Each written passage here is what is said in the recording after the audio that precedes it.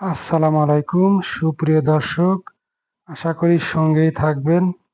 আজকে আমি ভাতাতে যাব মার্কেট করতে এবং আমার একটা মেডিকেল টেস্ট আছে লাইসেন্সের উপরে। তো সেই কারণে ভাতা যাচ্ছি। দেখেন সৌদি সরকার কত সুন্দর বাস দিয়েছে, একদম খুবই ভালো মানের সার্ভিস বাসটাত। তো যাচ্ছি, ভাতার দিকে যাচ্ছি, বাঙালি মার্কেটে।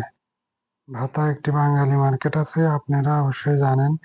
রিয়াদ ভাতাতে মেডিকেলে অপেক্ষায় আছি, ডাক্তারের জন্য অপেক্ষায় বসে আছি। বসে থাকার সময় অপেক্ষার সময় যাচ্ছে না। গিয়ে তারপরে বের হলাম কিছু কেনাকাটার জন্য।